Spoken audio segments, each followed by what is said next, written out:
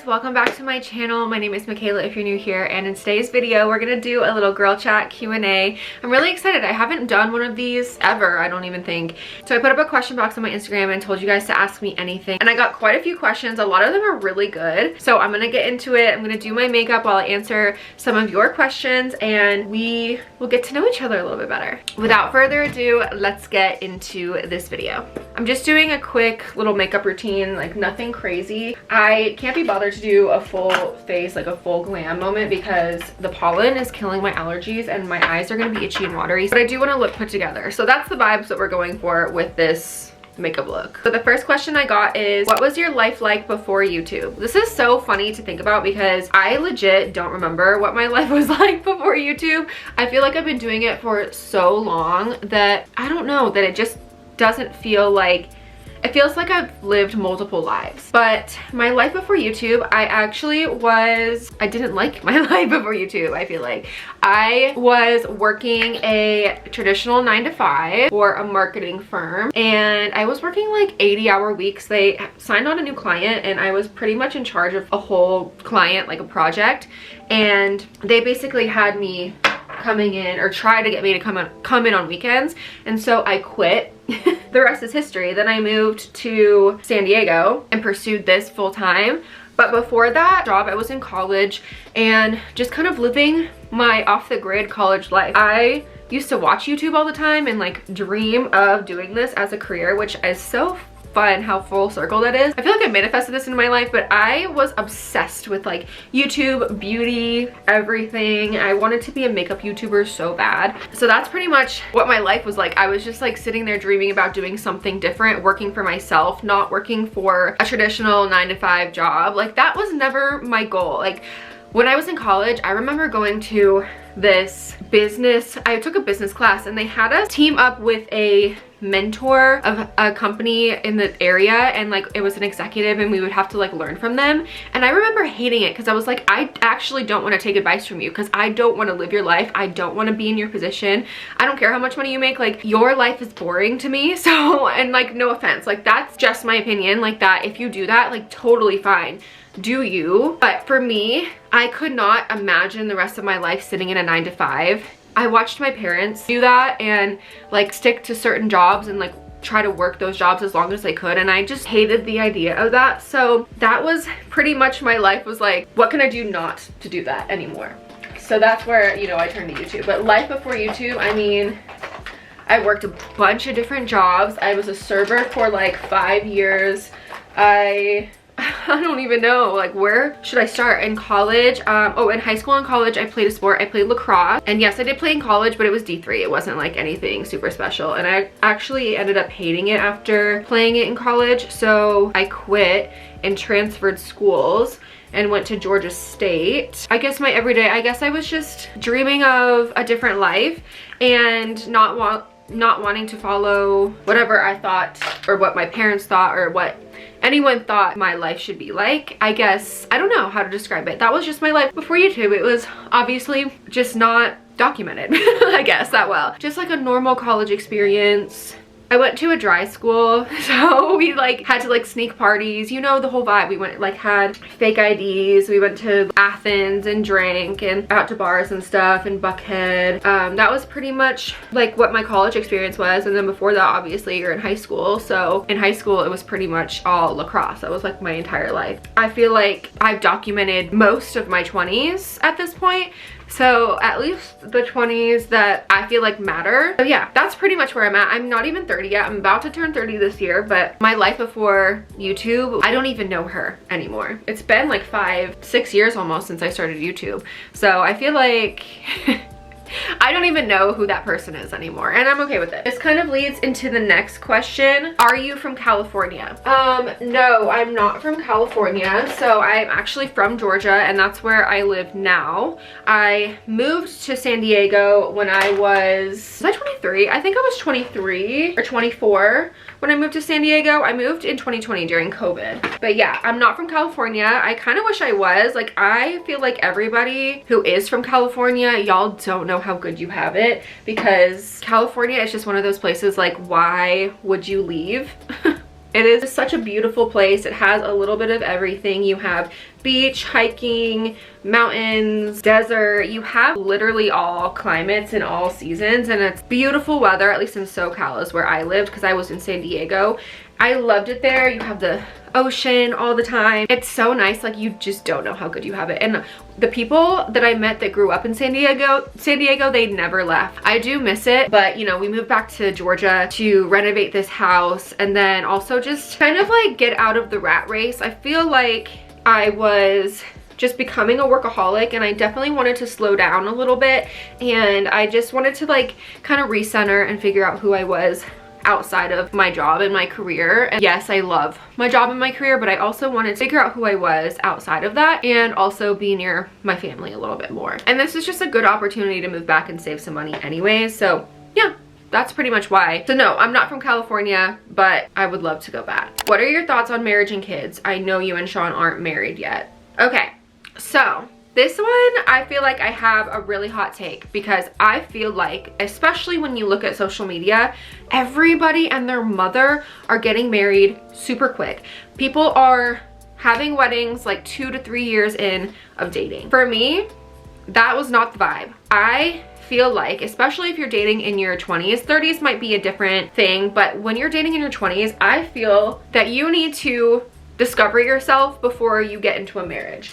I just think that you don't know who you really are until you've explored that.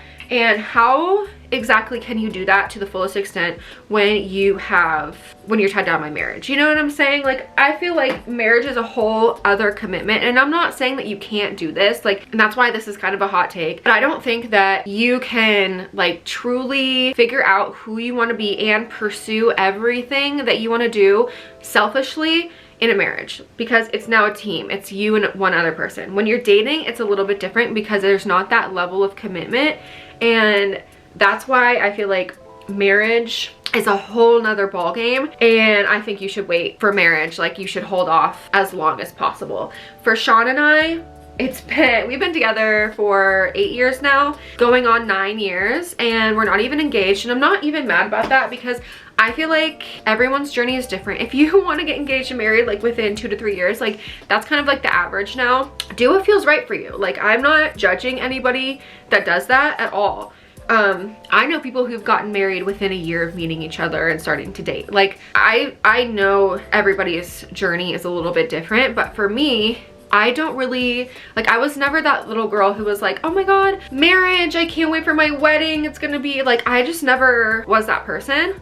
So I feel like I just have a different perspective. My journey is a little bit different from everyone else. And I also, to piggyback off of that, I also think that you don't or should not get married super young. Like, I think that is insane. And if I had gotten married when I was like 21, 22, I don't recognize that person, and I feel like that marriage would have failed. I would have felt stuck. I would have just feel like I'd settled or something. I don't even know. Like, because I was with Sean then, but like, I feel like we really grew together. Like, I would say around the 5, 6, 7 year mark. Like, that's when I really knew. And some people know obviously before, but for me, it was just like, I was just never like, oh, I'm like a marriage person. I was just like, I'm very non-traditional. I think around the 6 or 7 year mark, I was like, oh, bet, like, I can marry you. And now I'm like, all right, like, we can get married. But before that, I was like, don't even bring up marriage because I'm not ready for that. I need to go on my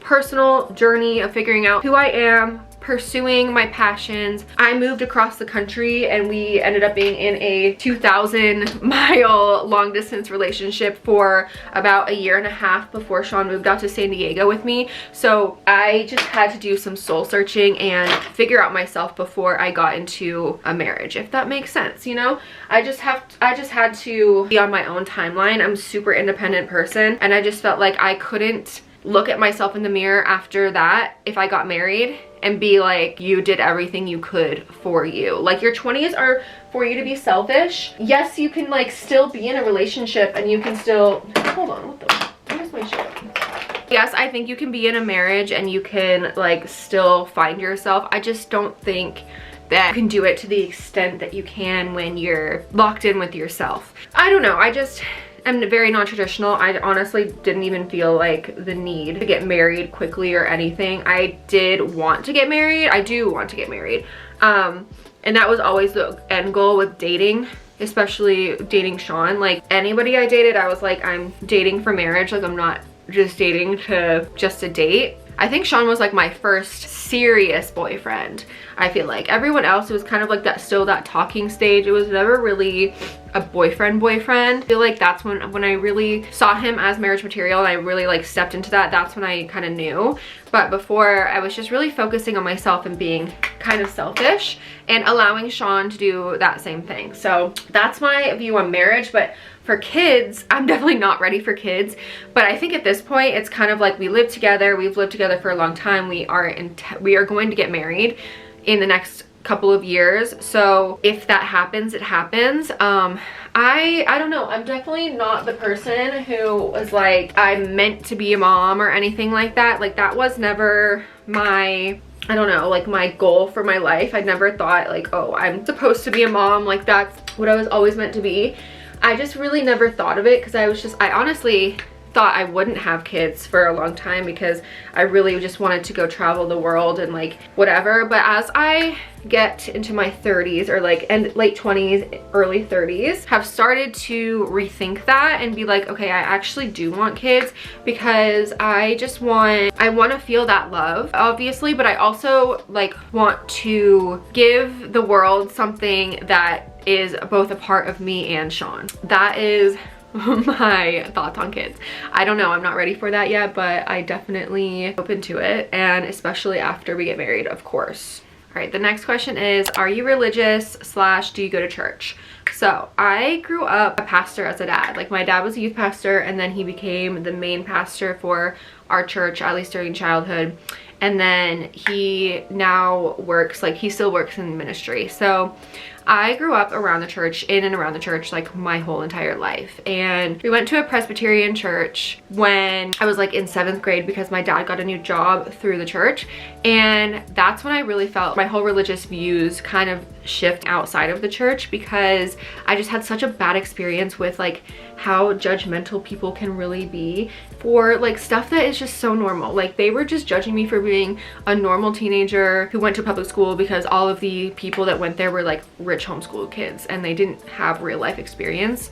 And so when I started like experimenting and like kind of being a little bit rebellious, which is normal for a teenager, like they judged the crap out of me, and it just really didn't make me feel welcome at all. And I hated that feeling. So obviously that's not the church experience for everyone, but there was like a few instances that just really put a bad taste in my mouth. I don't know, I kind of steered away from going to church and being super involved in church. I think that you can have a relationship with God outside of church. If I found a church that I really liked, I definitely would go back. Like I'm not opposed to church, and we sometimes do like online church, or have in the past.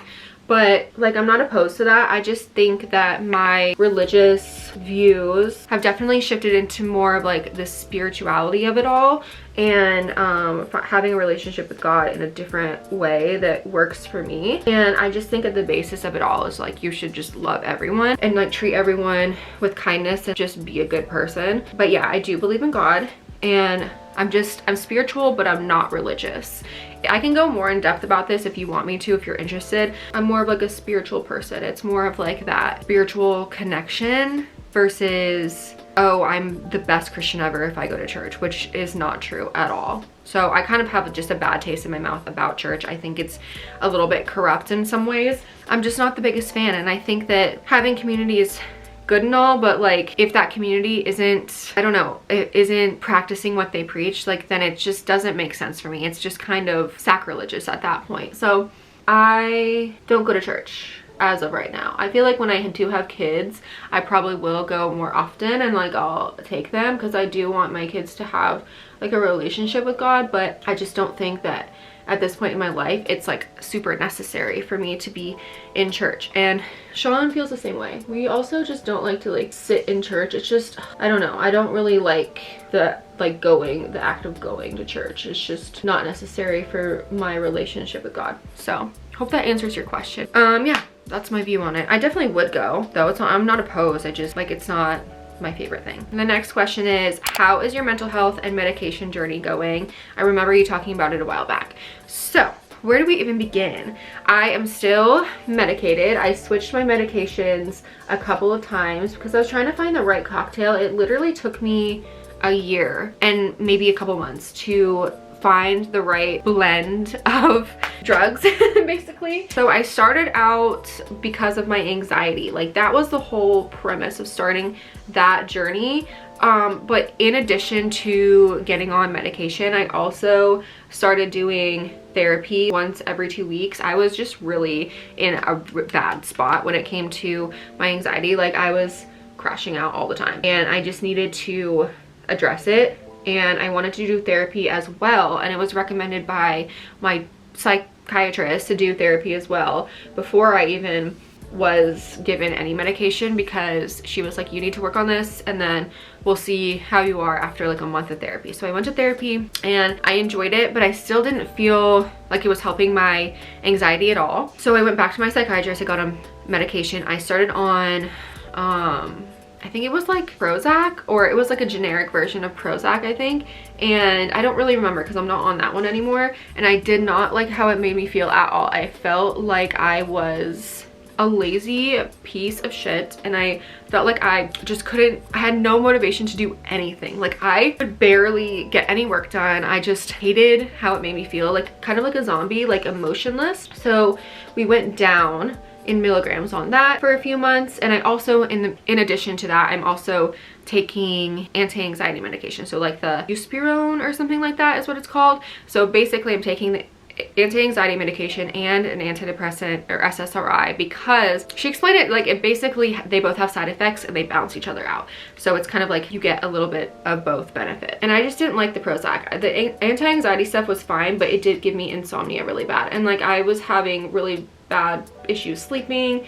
I was sleeping until like 10 or 11 some days. I work from home and I work for myself and have that flexibility, but like I could not. I was just like sleeping a long time. I was exhausted all the time. I was like consuming so much caffeine, and yeah, so I knew something had to change. We tried a few different dosages and that one just didn't end up working for me, and I feel like it made me gain a lot of weight. So the end of last summer I switched to Wellbutrin, and that has helped me so much. We started at 150, then we went up to 200. 200 made me feel like a zombie again, and I was like, I don't have any motivation to do anything. I'm numb, I can't even cry. So we went back down to 150, and then I was like, you know what, let's try 100 milligrams, and that's where I'm at right now. And then I also take it with my buspirone, and you're supposed to take it twice a day, or not supposed to, it's recommended to take it twice a day, but I only take it once a day. I feel like that's really all I need. And I just have to say, like, I was so afraid of medication for the longest time, but it has truly helped me so much with getting that like weight lifted off my chest. Like I can actually breathe, because once that feeling was gone, I could then go to therapy and actually work on what is the real reason of my anxiety and all of those feelings without actually feeling them so much. I was able to like put that feeling aside and really work on like what was truly the issue. So that's why I really liked going on my medication, and I feel like I could probably start weaning off now, but I am a little bit afraid to do that. So because I really like this feeling, and this is actually what people feel normally, and I'm like, I wish that I could just feel like this all the time and not have like anxiety attacks and stuff like that, and like just a weight off my chest. So, and I have gone off my medication just by on accident, like accidentally not taking it for a few days, and I have felt like that, like heart palpitations and stuff. So I'm like, dang, if I go off of it, am I gonna feel that all the time? I don't know. But I was just living before, like when I was in San Diego, I was living in a state of constant anxiety and high cortisol and stress and like fight or flight, and my body was just like, I don't know, it was just not good. So I'm very happy with the results so far. I will keep you guys updated because it could change in the next few months. I'm not going to therapy as much anymore, but I spent the whole last year going to therapy, and that was like really good for me. All right, so the next question is thoughts on birth control. Okay, so I was actually on birth control for the longest time, since I was like pretty much in middle school until after college, and I was on a few different ones, and there was one that I switched to freshman year of college and I gained like 80 pounds. It made me gain so much weight, and I just hated how it affected my hormones. So I ended up cutting them cold turkey when I was like 24 maybe, or 25, and I just never looked back. It did affect me, like it made me lose like hair and stuff, but I just liked being able to have like a regular period and not have my hormones be messed with, and just kind of be a little bit more natural. I'm really happy with that, and what I've been doing is just like tracking my cycle and doing that manually. But I definitely don't want kids. It's like we are both really careful, and we do use protection sometimes, so I just keep an eye on my cycle, and I'm really like adamant about it. And you just have to pay attention if you are trying not to have kids, and we are not trying to have kids right now.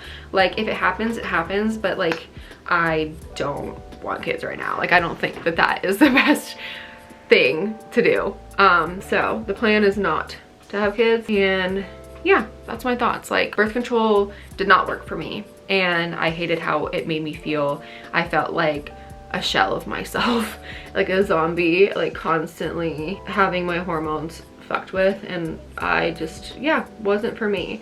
But do you, whatever is best for your body. I never tried an IUD. I was kind of scared of the pain of those. I heard that they're like the ones, like the copper one, I heard that there could be like really bad complications, and I just didn't even want to risk it or like deal with that. And I think I'm pretty sure they're kind of expensive. Like I don't think my insurance covered that one, so, or at least it was like kind of expensive under my insurance. So yeah, I am all natural and I'm okay with it. The next question is, would you ever move out of Georgia? Absolutely. I'm counting down the days till I move out of Georgia. I don't know where we're gonna go next. We kind of have an idea. The people around us kind of have an idea, but not everything's up in the air. We have the flexibility to just pick up and move wherever and whenever we want, because we're not really in like a lease necessarily, like a timed lease. It's kind of just month to month right now, and then we also both work from home, so we can really move wherever. I definitely want like a beach again. I definitely want like a San Diego vibe. Yeah, something with a beach, but on the East Coast, because I kind of like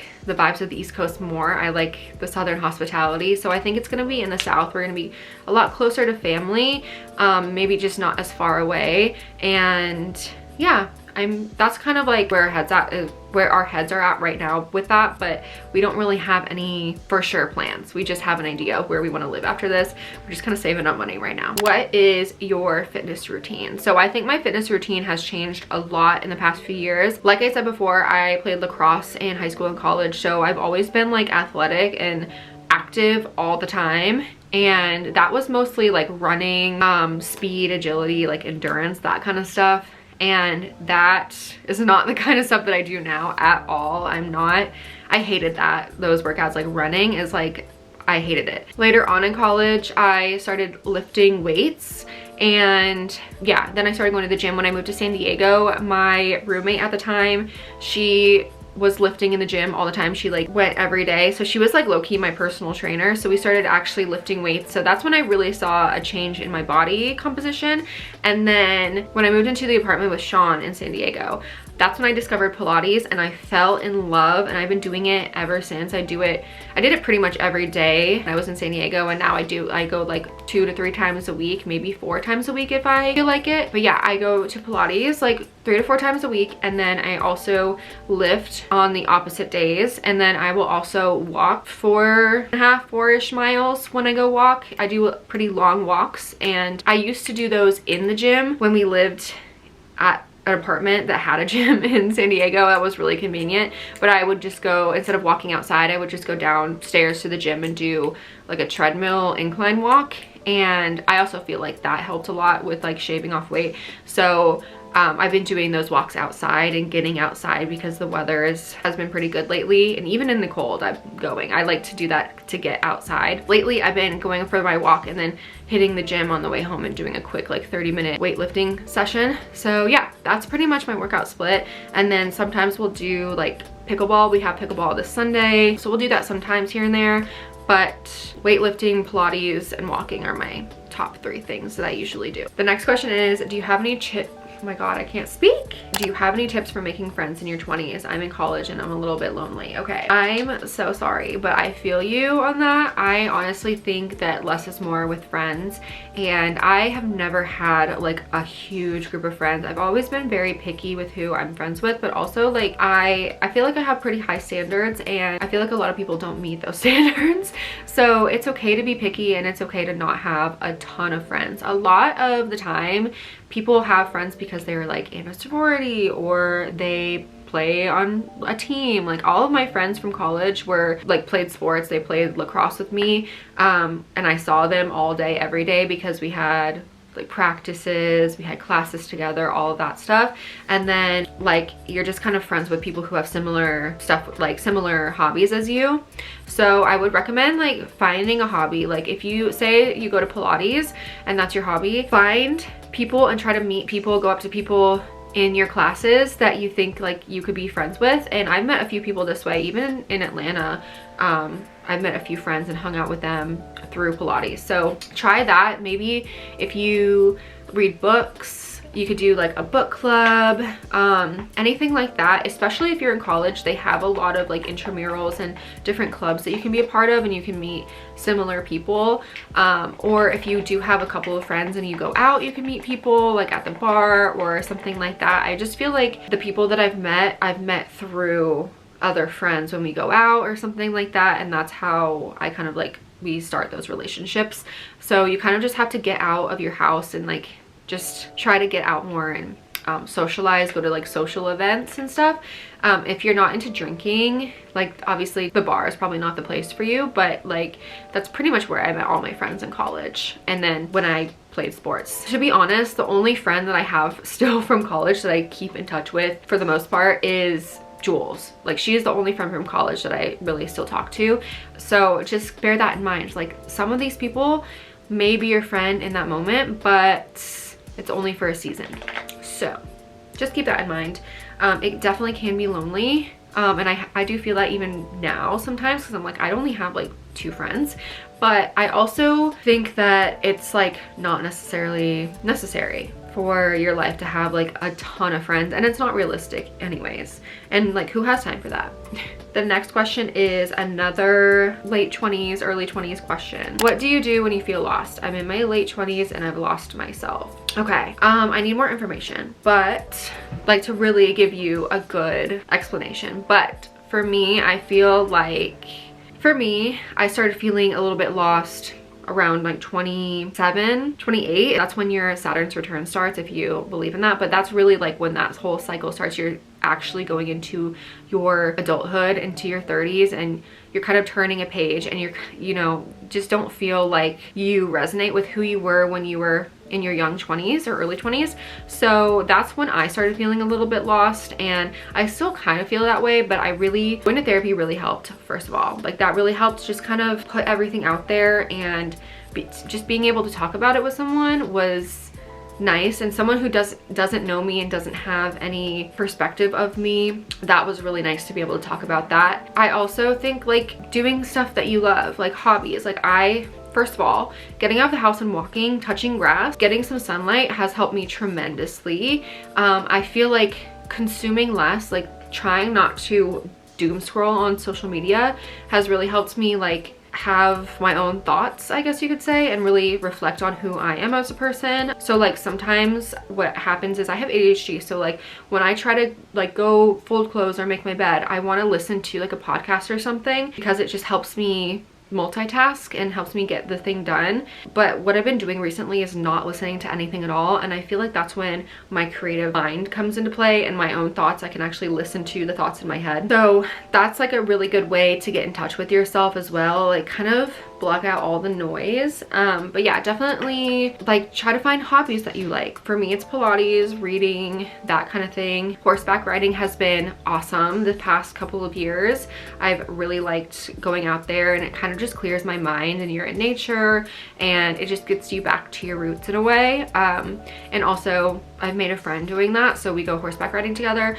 So things like that can really put you in touch with yourself. But definitely, like I would say, especially in this age of overconsumption, do not scroll on social media. Like, shut down all your apps, put a time limit on them, just try to get offline. Like, I know that's hard, it's easier said than done, but like that is honestly the best way to like get in touch with yourself and really like figure out who you are without anyone else influencing you to do that. I mean, I say that as I'm like, watch me on social media, but like, you know what I'm saying? Like, I think it's important to have your own thoughts and opinions and just not be influenced by the noise. Like, what is actually coming out of you, and try to resonate with that. Be a little bit more intuitive, introspective, and look inward. I guess that's how I would say, like, if you feel lost, because that's when I really had like moments of clarity, is when I kind of like listened to my intuition and what my brain was actually saying, like listen to my gut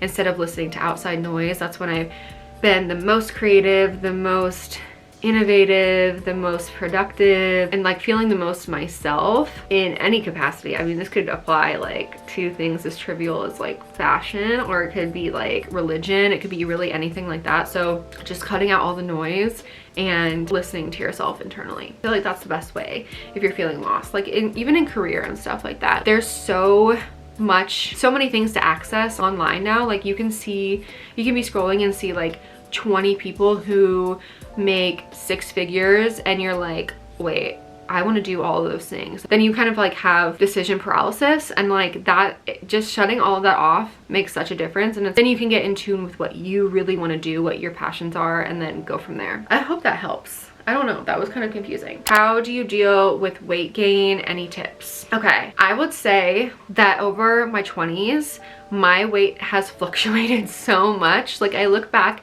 and I feel so bad. I look back, I know we all do this. I look back at like who I was when I was 16, 18, 21, all of these like ages. And I look back and I'm like, oh my God, you thought you were fat. You thought you were like the biggest person ever, and you actually weren't. You had like the ideal body type, and like you were fine. And so I try to like look at myself in that perspective nowadays, and like I try not to be like, oh, you're like fat, you're whatever, because I feel like in a year or two from now I'm gonna look back and be like, oh, I thought you were fat, you thought you like needed to lose weight, and you looked fine. So I'm really trying to apply that to how I look on a daily basis.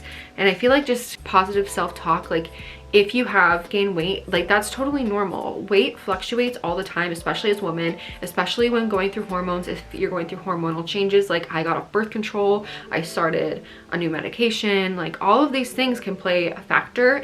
Even if you're like having children, your body is going to change as well. So you might, I don't know, it's going to change with age as well too. So you just have to have some grace with yourself and just understand that that's a normal thing. And like, again, it's really hard when you're just surrounded by boob jobs and BBLs all the time, but like that's just not realistic, and you are more than your body type. I hope that helps, because I totally understand how you may feel like less than when you gain weight, but like trust me, that's not what anybody is gonna think about at your funeral. They're not gonna say, oh, she was so fat at your funeral. That's not what they're gonna talk about. So who cares? Last question is how to grow on social media.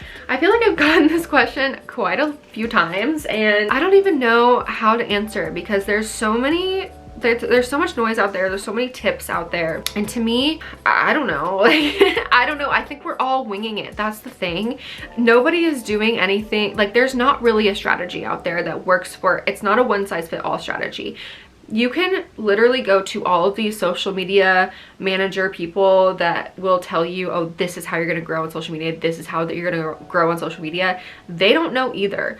That's the thing. It's a very case-by-case basis, because like if you compared like Alex Earl to, I don't know, Jaclyn Hill, someone on YouTube, like there are two different people and they grew in two different ways. Like, you know, like they are just different personalities, different people. What works for them may not work for you. So you kind of just have to find what you're passionate about and what you can continue to create content about for free, because you're gonna probably be doing this for free for years before you like see a good payoff. You just have to keep pushing through and like increasing the quality of your content over time.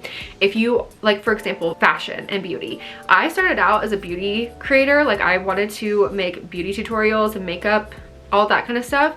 And then I pivoted into fashion because I'm like, wait, I actually am more passionate about fashion than beauty, and I'll incorporate beauty here and there. Oh, I didn't do my brows. See? Like, this is why I can't be a beauty YouTuber. Anyways, what was I saying? Anyways, I think that like as you grow and as you grow up, you kind of figure out what you're actually passionate about, and then I think that really translates into your content. And I think that you just need to find out what you're passionate about, what's something that you could talk about all the time for like the rest of your life. Mine would be like fashion, beauty, books, like all of that kind of stuff. Like I could literally talk your ear off about all of those things. So then create content surrounding that. Then it's easy. Then you don't have to like be making a script or anything. You can just turn your camera on, turn your phone on, and just yap. And I think those make the best content creators. You can just sense the passion through the phone. And I'm not saying that you have to do that forever, because everyone changes, everyone's interests change. Like people will go from like living this crazy traveling all the time lifestyle to like being a mom and being a homebody. Like that's not what I'm saying. I think that when you are passionate about something and it can really show your personality in the best way, and then people will follow along because of you, not the content that you're making. And then that's really when you hit the jackpot, because you built a community who love you as a person and your personality versus the topic that you talk about. And that's really when you can grow and build an engaged community. So yeah, and I'm still working on that. I'm working on that every day, but you just kind of have to show up for yourself every day and just kind of wing it. Everybody is winging it. They're just posting stuff they're passionate about, and then people will resonate with that. There's an audience out there for everyone. It just takes some time to find it. And I'm honestly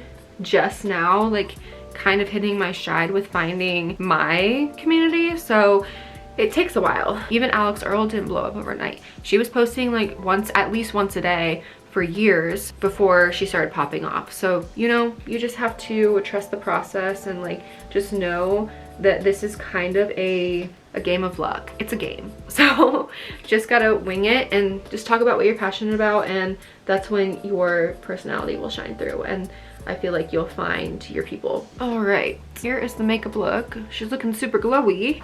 Oh, and then also I'm gonna set with the Charlotte Tilbury Hollywood Flawless setting spray. And that is all the questions I have for this video. I feel like we had some really good questions. I feel like you guys were able to get to know me a little bit more. But if you do have any more questions, I would love to do another video like this, because I just love to yap. You guys know this. But also, I feel like I don't necessarily go in depth or share these types of things in vlogs. But I do like these dedicated sit down videos where I'm just yapping to you guys, because I feel like that you guys really get to know me on a super personal basis. And I always love to watch these types of videos from my favorite creators. So yeah, let me know if you guys like this video. If you have any other questions, leave them in the comments below, or follow me on Instagram, because I'll post a question box the next few months for another updated Q&A. So just keep an eye out there. Other than that, oh, let me put some lip gloss on, because the makeup look is not complete without lip gloss. Hold on. I'm gonna try this new one that I got in from YSL, and it's a lip oil. Oh, it's a plumping lip oil. Oh, this is gonna sting, isn't it? I didn't really want that.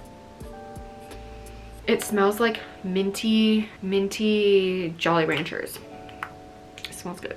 All right, you guys, and that completes this girl chat Q&A video. Thank you guys so much for watching. Thank you for submitting your questions. I loved chatting with you guys and answering the questions. Thanks again for watching. I will see you guys in my next video.